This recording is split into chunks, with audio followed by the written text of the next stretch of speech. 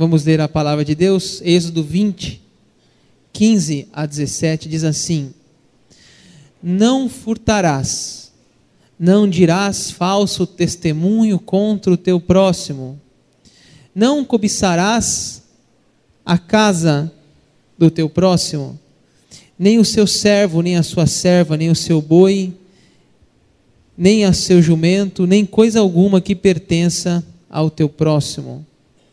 Não ponha nada no lugar de Deus. Primeiro mandamento, nós falamos lá, não terás outros deuses diante de mim. Não ponha nada no lugar de Deus. Depois falamos, aprenda a lidar com um Deus invisível. Não farás para ti imagem, diz a palavra. Um Deus invisível. Falamos, versículo 7, faça valer a sua palavra, né, que diz assim, não tomarás o nome do Senhor teu Deus em vão. Sim, sim, e não, não. Não precisa jurar em nome de Deus. Depois falamos também, na outra semana, administre bem o seu tempo, né? O versículo 8 fala, lembra-te do dia de sábado, do dia de descanso.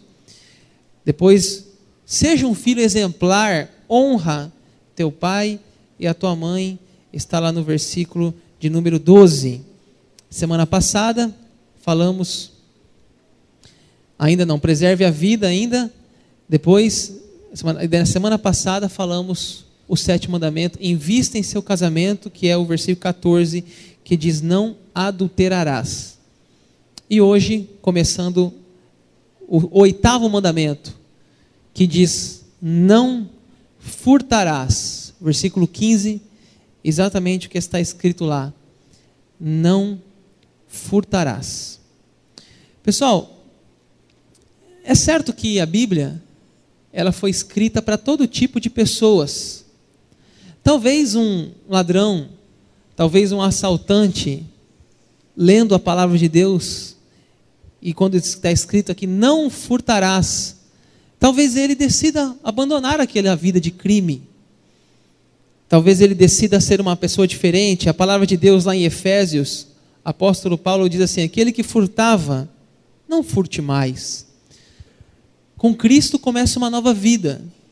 Com Cristo podemos abandonar o nosso passado e construir um futuro diferente. Mas eu sei que talvez esse não é o foco das pessoas que estão aqui hoje. Talvez aqui ninguém, talvez nem tenha uma passagem. Se tem, são as minoria, talvez, se tiver. Então nós não vamos falar sobre o furto, sobre o assalto. Isso aí fica um pouco longe da nossa realidade. Vamos falar de pequenas coisas que nós fazemos em nosso dia. Por exemplo, quando a gente furta uma caneta, né? Eu achei uma boa ideia isso aí, ó. Você pode colocar sua caneta, esse versículo aí, Êxodo 20, 15, não furtarás. Quem sabe lá na empresa, colocar em todas as canetas da empresa, não é?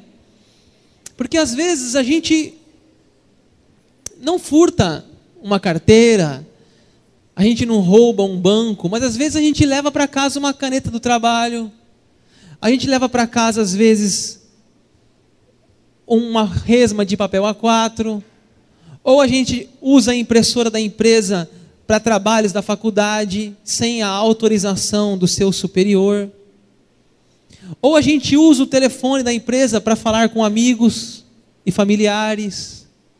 Ou seja, você está furtando uma coisa que não é ali o ambiente para aquilo.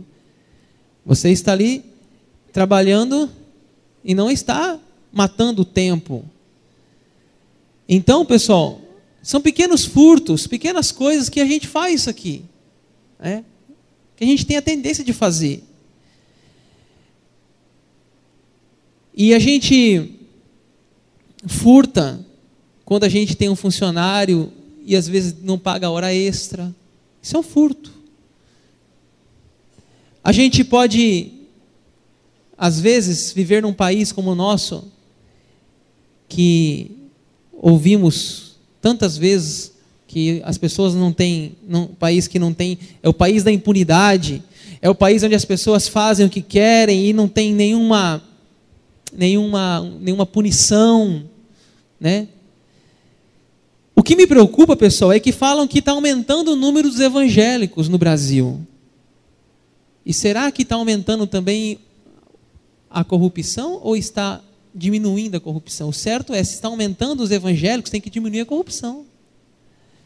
Tem que aumentar o caráter, aumentar a integridade das pessoas, porque a palavra de Deus ela é muito forte em relação a caráter, integridade. Ninguém está vendo, Deus está vendo. O que você faz se ninguém vê? Deus vê.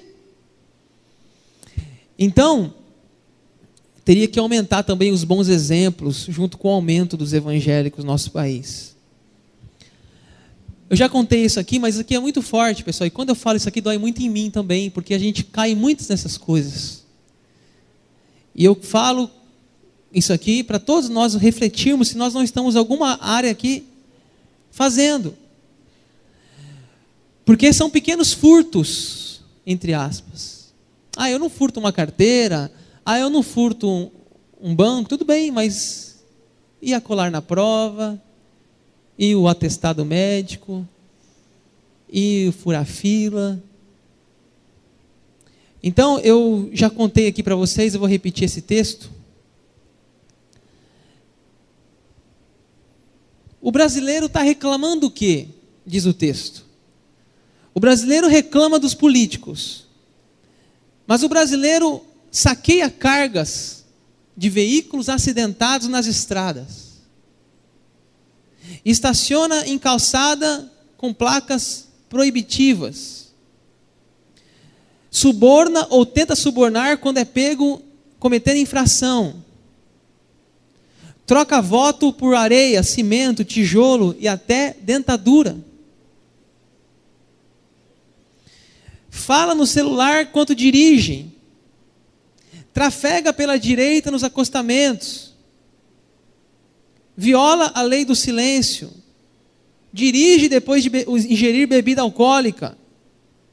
Fura fila em bancos, supermercados.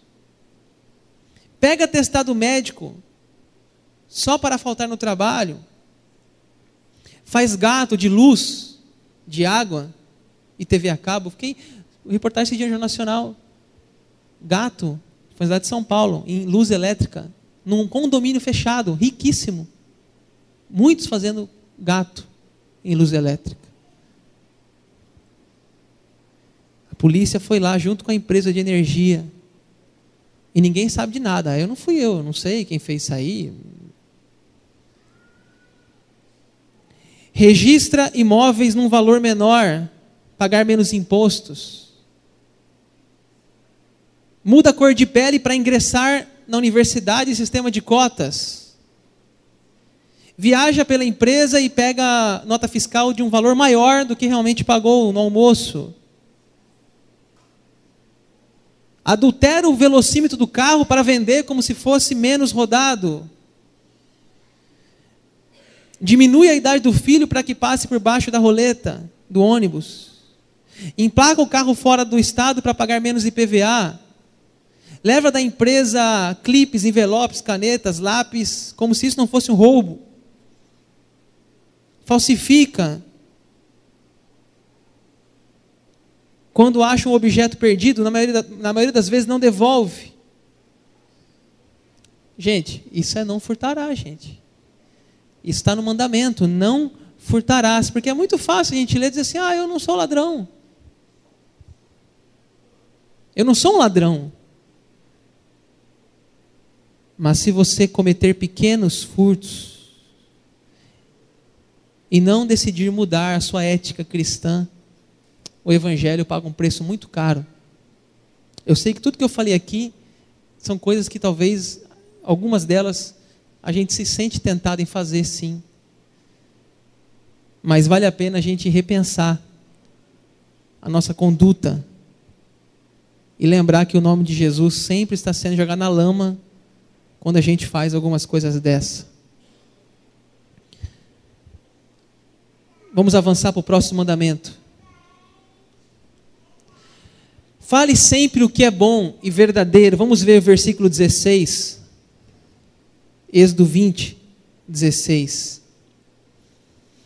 Não dirás falso testemunho contra o teu próximo.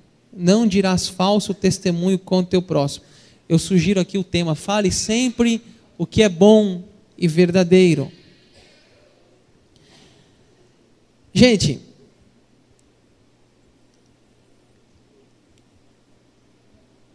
pessoas que trabalham em tribunais sabem que uma testemunha, aqui na igreja temos muitos advogados, que uma pessoa que chega lá e faz um depoimento falso, mente, também comete um crime.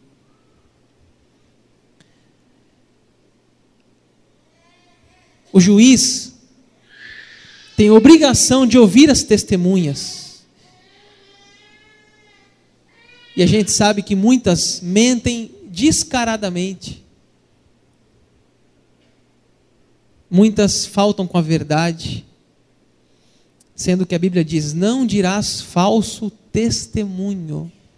Não dirás falso testemunho. Se for isso que você viu, fale a verdade. Vai prejudicar alguém? Problema de quem fez errado. Mas fale a verdade. Mas não é só em tribunais, isso acontece no dia a dia. Isso acontece na rotina da vida. Às vezes a gente fala mal das pessoas, faz um falso testemunho. A gente às vezes faz um comentário negativo de alguém. Gente, a nossa boca, já dizia Tiago, está na palavra, Tiago capítulo 3, é o menor órgão do corpo e que faz o maior estrago, é a língua. Tem uma ilustração bem conhecida de Sócrates, que ele dizia da necessidade de passarmos pelas 3 peneiras. Sempre é bom a gente falar dessa história. Quando alguém chegava para contar uma história para Sócrates, ele dizia: o que você vai me falar já passou pelas 3 peneiras? Vamos ler lá o quadrinho que fica mais interessante para vocês que estão acompanhando do que eu ler aqui. Primeiro quadrinho lá: Sócrates, você não sabe o que me contaram. O outro diz: é sobre um amigo seu. Espera um pouco. Antes que fale do meu amigo, quero ver se supera uma pequena prova de Sócrates. Chama-se a prova dos 3 filtros. Primeiro filtro: é a verdade o que você está... É a verdade, você está totalmente certo que isso que vai me dizer é verdade? Não, na verdade eu só ouvi. Muito bem, então você não sabe se é verdade? O segundo filtro é: o bem o que você vai dizer do meu amigo é algo bom? Sócrates diz: não, pelo contrário. Então você vai dizer algo mal sobre ele, mas não tem certeza se é verdade. Não, realmente não. Falta um filtro da utilidade. O que você vai me contar é útil para mim? Bom, se o que você não vai me dizer não é nem verdade, nem bom, nem útil, para que você quer me contar? A verdade é que eu não tinha pensado nisso. Pessoal, é comum, a gente se pega fazendo isso. Às vezes a gente não tem assunto para conversar e a gente fala de pessoas. Mas é o certo o que esse slide fala aqui, ó: grandes pessoas conversam sobre ideias, pessoas médias conversam sobre coisas, e pequenas pessoas conversam sobre outras pessoas. É melhor o silêncio, gente, do que falar mal de alguém. É melhor a gente ficar calado se não tem alguma coisa útil para conversar. Isso é um grande desafio para nós. Eu vi uma imagem e achei muito engraçado, pessoal. Olha essa imagem aqui, ó. Agora entendi onde minha vizinha guarda tanta informação na vida dos outros. Tem um pendrive na boca, dentadura. Solta para mim um vídeo aí, Rafael. Temos 6 animais dentro de nós. Vamos ver aí.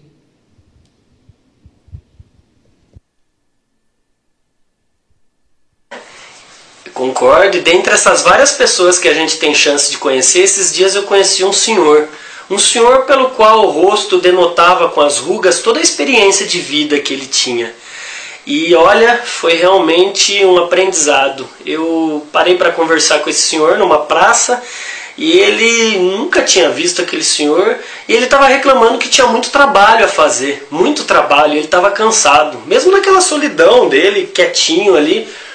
Eu falei, mas muito trabalho, desculpa, o senhor me parece que já é aposentado, com todo respeito, o senhor já fez sua vida, já criou seus filhos, seus netos, deve ter até seus bisnetos, ele até concordou, por que cansado? Ele falou, nossa, qual é o seu nome, rapazinho? Ele falou bem assim, falei, André. André, então escute com atenção, eu tenho 6 animais a cuidar todos os dias. Aí eu fiquei perplexo, falei, animais, mas eu não estou vendo nenhum animal aqui. Não, não é isso. É o seguinte, eu tenho 2 falcões, 2 águias, 2 coelhos, uma serpente, um jumento e um leão. Aí eu pensei comigo, nossa, e será que ele está variando? Será que ele não está muito bem, esse senhor? Porque eu não estou vendo esse zoológico aqui.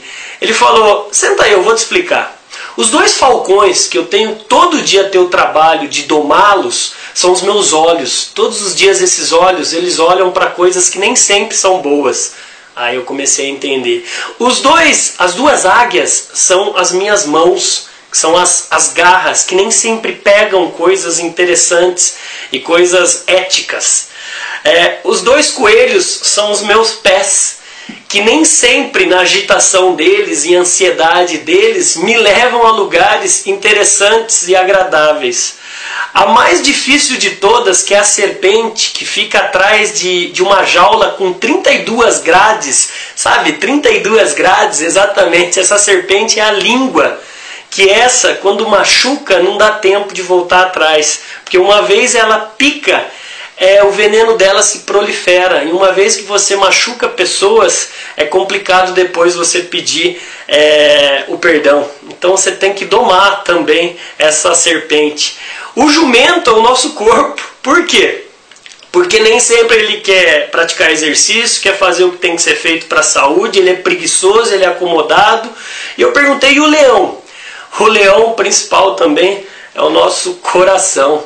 Esse coração muitas vezes vaidoso, orgulhoso e que guarda muito rancor, ele deve ser realmente domado e dominado todos os dias. Eu olhei para o fundo do olho daquele senhor e eu entendi naquele momento que todos nós temos 6 animais. E quais deles talvez você não está dando atenção de cuidar.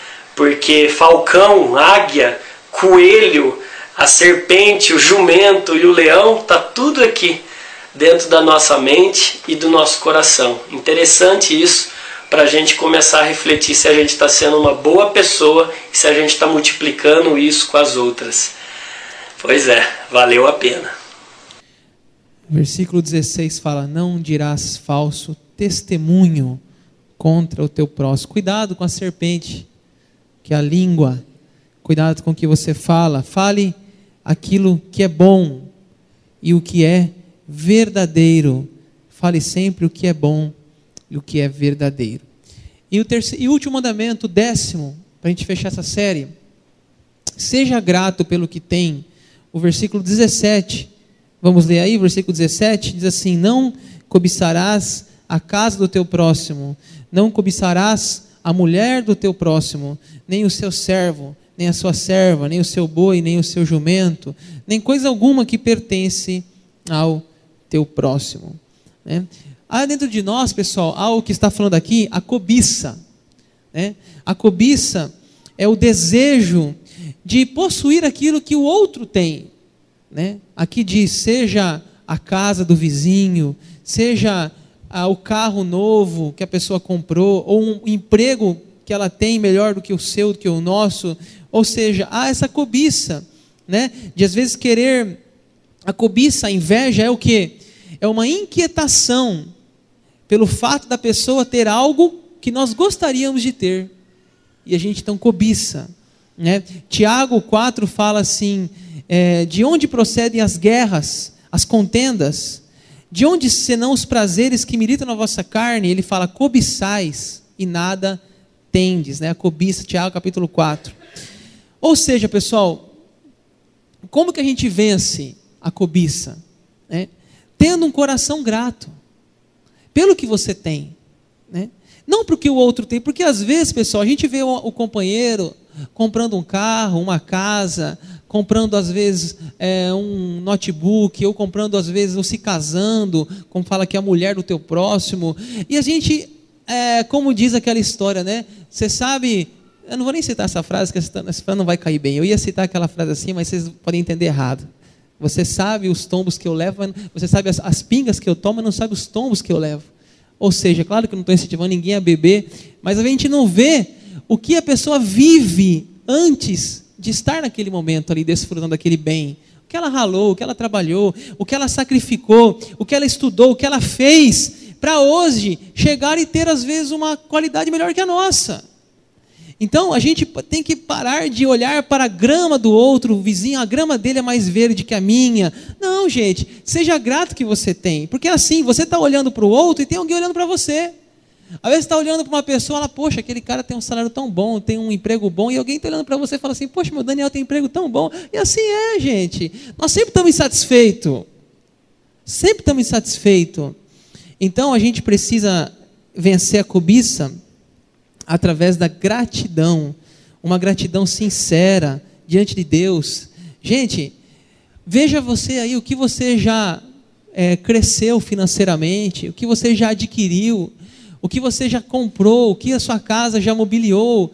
Veja já o que você conquistou, o curso que você já fez. Não fique olhando para o que você ainda não fez, mas o que você já recebeu. Tem muitas bênçãos já recebidas.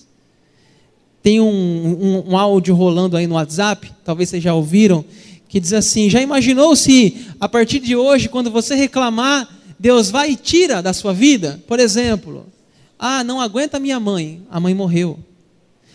Não aguento o meu cabelo, ficou careca. Não aguento o meu emprego, desempregado. O meu marido é uma praga, ficou viúva. Ou seja, não suporto mais o calor, chove todo dia, faz frio, vai reclamar também. Então, se você reclamasse só, e você pensasse nisso, talvez a gente teria mais gratidão no coração, pelo que nós já temos, que nós recebemos, conquistamos. Eu quero encerrar esse tópico, que eu já contei essa história aqui para os irmãos, mas diz o seguinte, que uma pessoa queria vender o sítio dele, e ele encontrou um poeta, e falou para o poeta, preciso vender meu sítio, você pode fazer um anúncio para o jornal? O poeta então escreveu assim, vende-se encantadora propriedade, onde cantam os pássaros ao amanhecer, onde tem um extenso arvoredo, cortado por cristalinas e águas de um ribeirão. A casa é banhada pelo sol nascente e oferece uma sombra tranquila na varanda na parte da tarde. Fez a redação e entregou para o colega anunciar. Passou um tempo, ele encontrou, o poeta encontrou o homem e perguntou, e aí, você vendeu o sítio? E o rapaz respondeu assim, quando eu li o anúncio, eu percebi a maravilha que eu tinha. Quando eu li o anúncio, eu percebi a maravilha que eu tinha. Ou seja, dê valor no que você tem. Tem muitas coisas que nós temos, são maravilhosas. Não fiquemos só cobiçando o que o outro tem, o que o outro conquistou. Não sabemos o que ele passou, o que ele viveu, quais são as lutas que ele trava, às vezes na vida dele, dela. Agradeça pelo que você tem, é uma forma de vencer a cobiça. Eu quero encerrar então essa série de mensagens dos 10 mandamentos, dizendo algo que eu achei muito interessante, que Madre Teresa de Calcutá, ela tinha um quadro na sua casa, esse quadro tinha os 10 mandamentos paradoxais. Eu até gostaria de, quem sabe, confeccionar esses 10 mandamentos aí e colocar em um lugar visível, ou na minha casa, ou na sala pastoral. Eu acho muito interessante o que está escrito aqui. Olha lá, vamos no primeiro. As pessoas são ilógicas, irracionais e egocêntricas. Ame-as, apesar de tudo. 2. Se você fizer o bem, as pessoas o acusarão de ter motivos egoístas, ocultos. Faça o bem, apesar de tudo. 3. Se você tiver sucesso, ganhará falsos amigos e inimigos verdadeiros. Busque o sucesso, apesar de tudo. 4. O bem que você faz hoje será esquecido amanhã. faça o bem apesar de tudo. 5. A honestidade e a franqueza o tornarão vulnerável. Seja honesto e franco apesar de tudo. 6. Os maiores homens e mulheres com as maiores ideias podem ser eliminados pelos menores homens e mulheres com as mentes mais estreitas. Pense grande apesar de tudo. 7. As pessoas favorecem os oprimidos, mas seguem somente os bem-sucedidos. Lute pelos oprimidos, apesar de tudo. 8. Aquilo que você passa anos construindo poderá ser destruído da noite para o dia. Construa, apesar de tudo. 9. As pessoas realmente precisam de ajuda, mas poderão atacá-los se você as ajudar. Ajude as pessoas, apesar de tudo. 10. Dê ao mundo o melhor de você e levará um soco na cara. Dê ao mundo o melhor de você, apesar de tudo. Esse é o 10 mandamentos, pessoal, paradoxais. Se você for uma pessoa que faz o bem, que ama o próximo, você está honrando os mandamentos da palavra. Isso aqui foi inspirado na Bíblia, porque a Bíblia diz: honra, amarás o Senhor teu Deus de todo o seu coração e ao seu próximo, ame ao seu próximo como a ti mesmo. Ame ao seu próximo como a ti mesmo. Se você amar, você está cumprindo tudo isso, amando a Deus e amando ao próximo. Agostinho disse assim: ame a Deus e faça o que quiser. Ame a Deus e faça o que quiser. Ou seja, se você tem os valores, se você caminha com Deus, só coisas boas na sua vida. E Mahatma Gandhi disse: nós devemos ser a mudança que queremos ver no mundo. Ele disse: nós devemos ser a mudança que queremos ver no mundo. Ou seja, você quer mudança? Mude a si mesmo. Grandes mudanças, pequenas atitudes, né?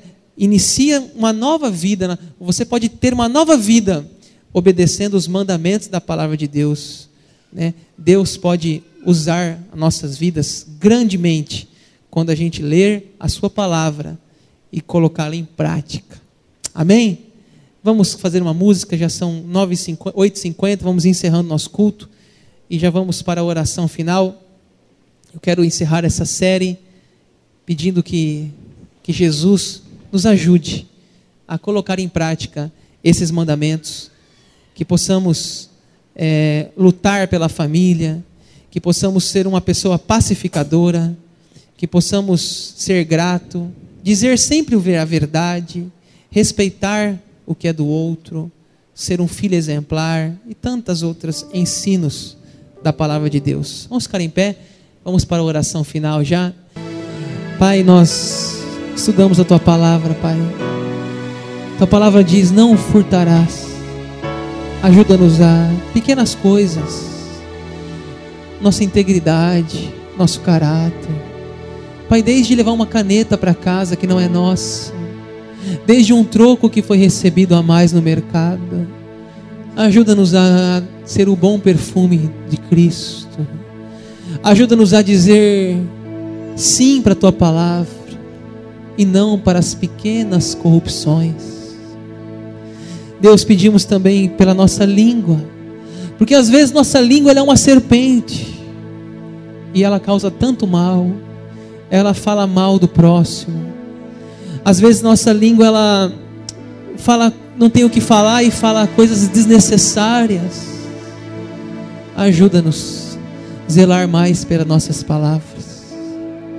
E pedimos também, meu Deus, que não queremos ser uma pessoa que cobiça a casa do irmão, que cobiça o emprego. Queremos, Pai, ser gratos pelo que o Senhor nos deu. Pai, queremos saber que se o Senhor não nos deu é porque ainda não chegou a nossa vez. Uma hora a nossa vez chegará. E queremos estar felizes pelo amigo ou amiga que está prosperando, que está crescendo, e queremos que ele cresça mais. E queremos, Pai, assim ter sempre um coração grato, que é o antídoto para a cobiça. Dá-nos uma semana abençoada, que nessa semana possamos colocar em prática o que nós ouvimos aqui hoje, porque a Tua palavra, Senhor Jesus, é a luz desse mundo, é a lâmpada para os nossos pés. A Tua palavra não nos foi dada somente para aumentar o nosso conhecimento, mas para mudar a nossa vida. Assim, Amigos e amigas, irmãos e irmãs, abram os braços e recebam aquela bênção que está registrada na palavra de Deus, que diz: e que o Senhor te abençoe e te guarde, e que o Senhor faça resplandecer o seu rosto sobre ti e tenha misericórdia de ti.